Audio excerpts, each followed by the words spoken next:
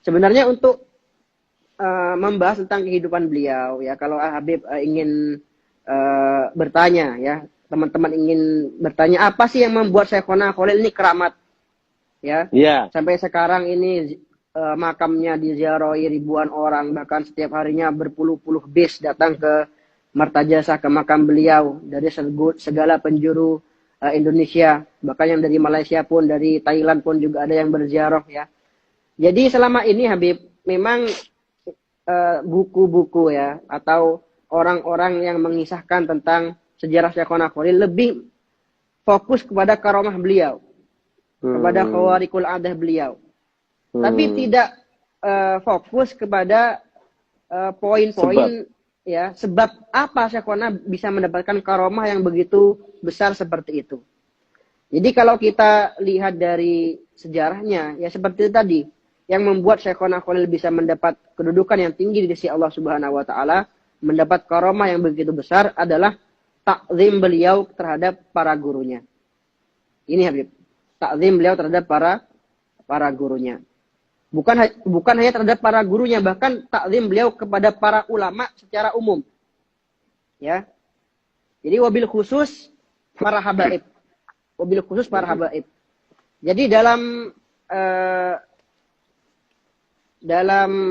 kitab manakib yang disebutkan Syekh Yasin Al-Fadani, Habib, ketika beliau menjelaskan tentang manakib Syekhona Khalil, akan saya bacakan di sini. Nah.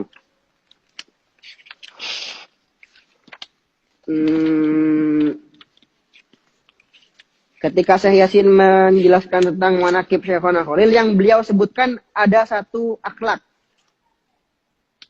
Akhlakuhu wa manakibuhu, ini saya bacakan. Ya. Wa kana syadidat ta'addub wal ihtiram ma'a syuyukhi, ya. Bahwa Syekhona Khalil ini sifat yang paling menonjol dari beliau sangat hormat, sangat taklim terhadap para gurunya. Sampai dikisahkan di sini ada satu kisah, suatu ketika Syekhona Khalil ini naik delman, Habib, ya. Naik delman, naik dokar, ini kisah yang masyhur. Tahu-tahu Syekhona Khalil nanya kepada supirnya, kepada Pak kusirnya, "Pak, ini kuda dari daerah mana?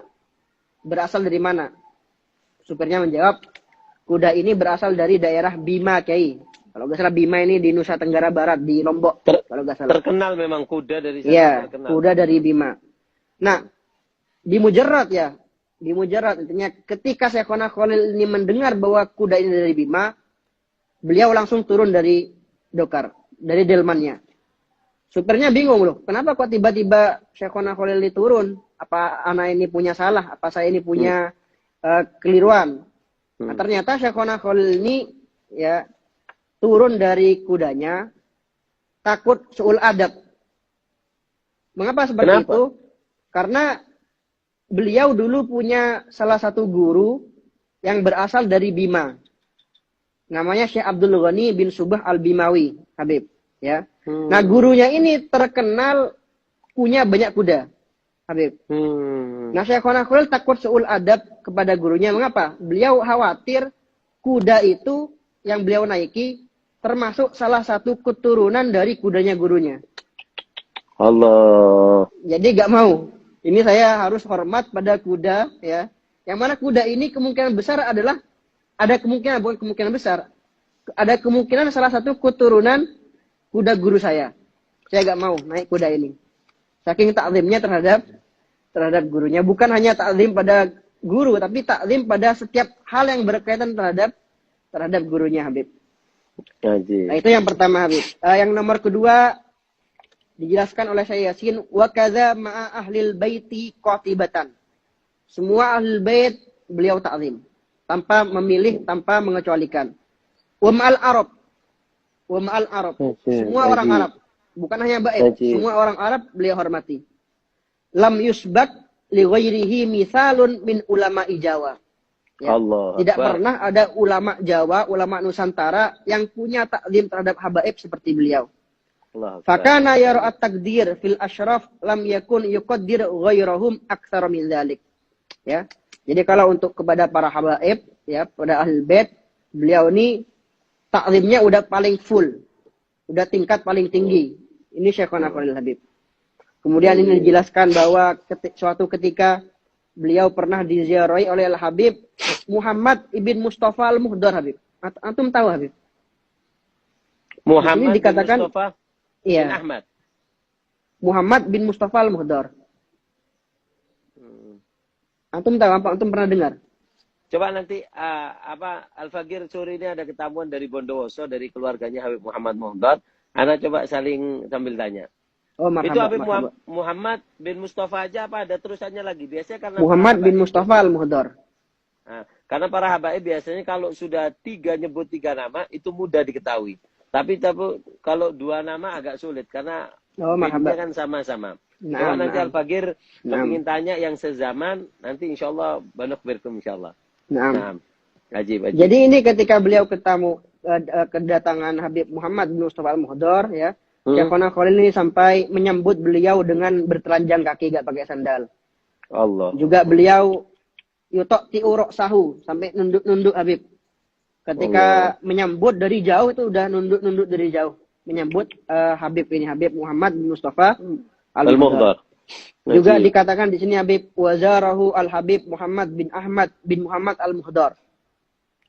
Ya, beliau pernah ya satu zaman dengan Syekhona Khalil. Beliau pernah kedatangan Habib Muhammad bin Ahmad Al-Muhdar, Al-Masyhur Al-Ma'ruf, yang makamnya di Ampel, Surabaya, Habib. Naam. Fa'akramahu ikraman taman.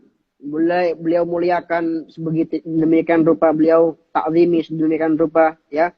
Bahkan di sini dikatakan wa kana yukatibu ma'al Habib Al-Muhaddits Husain bin Muhammad Al-Habsyi.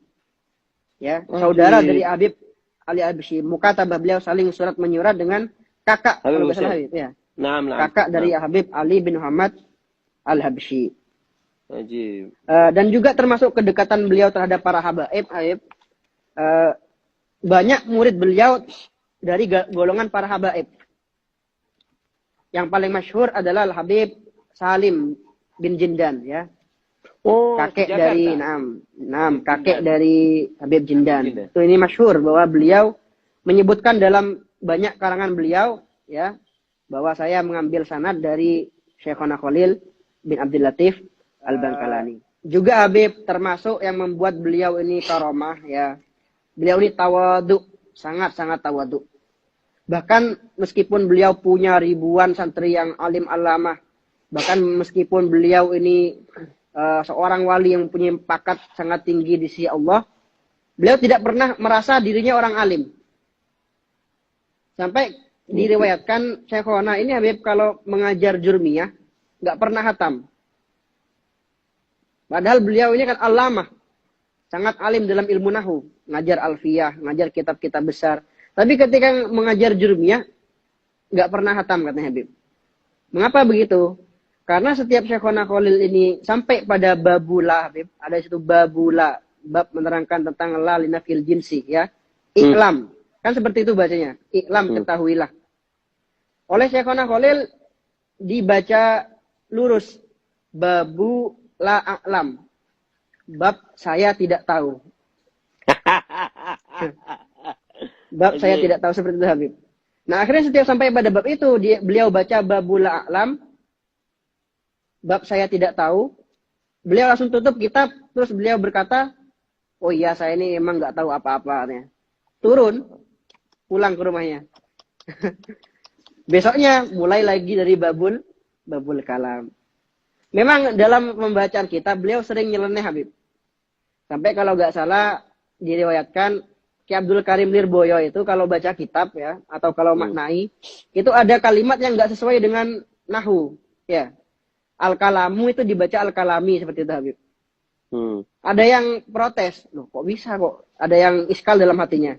Kok bisa kok mubtada kok dibaca kasroh, kok dibaca jer? Akhirnya dikasyaf oleh beliau. Yo jangan protes, loh guru saya bacanya seperti ini, kan, seperti itu. Guru saya baca seperti itu. Ini Habib dari sekian banyak aspek, ya, dari sekian banyak sebab mengapa Syekhona Khalil bisa melambung namanya, bisa besar karomahnya, bisa dikenal namanya sampai detik ini. Selebihnya mungkin bisa kita bahas dalam tanya jawab, Habib. Berarti 3 tadi, Gus, ya? Jadi Naam. apa namanya tentang takdim beliau kepada guru Naam. dan takdim beliau kepada para habaib Naam. dan juga apa namanya yang Tawaduk ketiga beliau. tawaduk beliau. Tawaduk. Nah, bahkan saya tambahi lagi Habib, termasuk tawaduk beliau ya. Takzim beliau bukan hanya pada para gurunya, bahkan pada semua ulama. Beliau sebelum wafat Habib ya, sering pergi ke Tebuireng Habib, ke Jombang.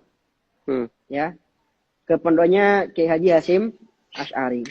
Bukan untuk apa ya? Kalau saya husnuzon saya, karena memang ahwalnya beliau waktu itu juga menunjukkan ketawaduan ya. Beliau ngaji hadis kepada Kiai Hasyim Asy'ari. Murid beliau sendiri. Ngaji hadis kepada murid beliau sendiri. Sampai dikisahkan juga pada waktu itu Kiai Hasyim sama Syekhona saling rebut sandal Habib. Saling rebut membalikkan sandal masing-masing. Saking takzimnya Syekhona kepada para ulama, bahkan murid beliau sendiri. Beliau takzimi. Hasyim Asy'ari yang mondok ya, bertahun-tahun di Bangkalan, tapi beliau tidak anggap sebagai seorang murid, bahkan beliau anggap beliau juga sebagai seorang guru, seorang ulama yang juga wajib untuk dihormati. Sekian hari ini. Mungkin selebihnya bisa ditanyakan pada tanya jawab. Nah,